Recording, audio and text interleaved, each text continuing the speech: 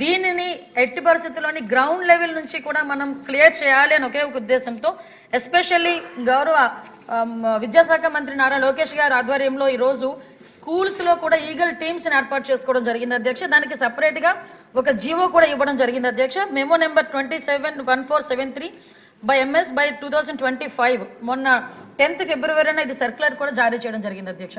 దీన్ని బట్టి స్కూల్స్లోని కూడా ఈగల్ టీంని ఏర్పాటు చేయడం, ఈగల్ టీం ద్వారా చిన్నపిల్లలకి కూడా అవేర్నెస్ క్రియేట్ చేయడం, ఎవరైనా ఇటువంటి బారిన పడి వాళ్ళు ఇబ్బంది పడే పరిస్థితులు కానీ అవతల వాళ్ళు ఇబ్బందులు పెట్టే పరిస్థితి కానీ వస్తే ఆ ఇన్ఫర్మేషన్ కనీసం టీచర్స్కి ఇవ్వడం, హెచ్ఎంకి ఇవ్వడం, వాళ్ళని డీఅడిక్షన్ సెంటర్లోకి కూడా వాళ్ళని పంపించి ఏర్పాటు చేయడం, ఇదంతా ఒక ప్రొసీజర్ ప్రకారం చేయడానికి ఈరోజు గవర్నమెంట్ కూడా సిద్ధపడింది అధ్యక్ష. గ్రామాల లెవెల్లోనే కాదు పాఠశాల లెవెల్లోని కూడా గాంజా నిర్మూలించాలి అనుకుంటే ఈగల్ టీమ్స్ అనేవి చాలా ఎక్కువగా ఉపయోగపడే పరిస్థితి ఉంది. దయచేసి ఇక్కడ ఉన్న సభ్యులందరూ కూడా వాళ్ళ పరిధిలో నియోజకవర్గ పరిధిలో ఉన్న స్కూల్స్ అన్నింటిలోని కూడా ఈ ఈగల్ టీమ్స్ని ఏర్పాటు చేయడం, అదేవిధంగా వాళ్ళకి కూడా అవేర్నెస్ ఇవ్వడంలో లోకల్ మన ఎమ్మెల్యేస్ కూడా ఇన్వాల్వ్ అవ్వాలని, మంత్రులు కూడా ఇన్వాల్వ్ అవ్వాలని ప్రత్యేకంగా నేను కోరుకుంటున్నాను అధ్యక్ష.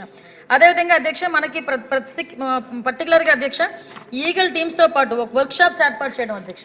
ఈ వర్క్షాప్స్ ఏర్పాటు చేయడం, డీఅడిక్షన్ సెంటర్స్ దగ్గర 44 డీఅడిక్షన్ సెంటర్స్ మన దగ్గర ఉన్నాయి అధ్యక్ష. అంటే ప్రైవేటు గవర్నమెంట్ కలుపుకొని వీటన్నిటికీ కూడా అధ్యక్ష వాళ్ళ దగ్గర వాళ్ళని సైకలాజికల్గా వాళ్ళకి ట్రీట్మెంట్ ఇవ్వడానికి కానీ, మెడికల్గా ట్రీట్మెంట్ ఇవ్వడానికి కానీ, వాళ్ళకి అవేర్నెస్ క్రియేట్ చేయడానికి కానీ, వాళ్ళకి మెడికల్ ట్రీట్మెంట్ ఉన్నన్ని రోజులు కూడా వాళ్ళకి ఫ్రీగా ఏర్పాటు చేసే పరిస్థితులు కానీ ఇవన్నీ కూడా మనం ఏర్పాటు చేసుకుంటున్నాం అధ్యక్ష. ప్రత్యేకంగా జైల్స్లో కూడా డీఅడిక్షన్ సెంటర్స్ పెట్టడానికి కేంద్ర మంత్రిత్వ శాఖ కూడా ఆదేశాలు కూడా ఇవ్వడం జరిగింది. ఎక్కడైతే జైల్స్ ఉన్నాయో జైల్స్ లోపలే అంటే మళ్ళీ వీళ్ళని బయటకు తీసుకొచ్చి డీఅడిక్షన్ సెంటర్లో జాయిన్ చేసి వాళ్ళకి సపరేట్గా వాళ్ళకి ప్రొటెక్షన్ ఇచ్చి ఇవన్నీ కాకుండా జైల్స్లోనే ఏర్పాటు చేసే విధంగా కూడా మనం ఏర్పాటు చేసుకోవడం జరిగింది అధ్యక్ష. ప్రత్యేకంగా ఈగల్ టీమ్ ప్రత్యేకంగా ఒక టోల్ ఫ్రీ నెంబర్ కూడా ఏర్పాటు చేయడం జరిగింది అధ్యక్ష. 1972 అనే ఒక టోల్ ఫ్రీ నెంబర్ను కూడా ఏర్పాటు చేసుకొని దీని ద్వారా ఎక్కడైనా గాంజా సాగు జరుగుతుంటే కనుక వాళ్ళు ఇమీడియట్గా ఇన్ఫర్మేషన్ ఇచ్చే పరిస్థితి కూడా మనం తీసుకున్నాం అధ్యక్ష. ఇప్పటికే చాలా మంది కూడా మనకు వస్తున్నాయి అధ్యక్ష. ప్రత్యేకంగా ఈ కల్టివేషన్ మనం ఎలా ఆపగలిగామంటే ఈ సంవత్సరం మనకి రికార్డు స్థాయిలో 46 లక్షల మొక్కల్ని ఆల్టర్నేటివ్ క్రాప్ని ఇవ్వడం జరిగింది అధ్యక్ష. ఈ 8 months 9 monthsలోనే అంటే దగ్గర 21 సంబంధించిన 21 ఆల్టర్నేటివ్ క్రాప్స్ను కూడా మనకి ఇవ్వడం జరిగింది అధ్యక్ష.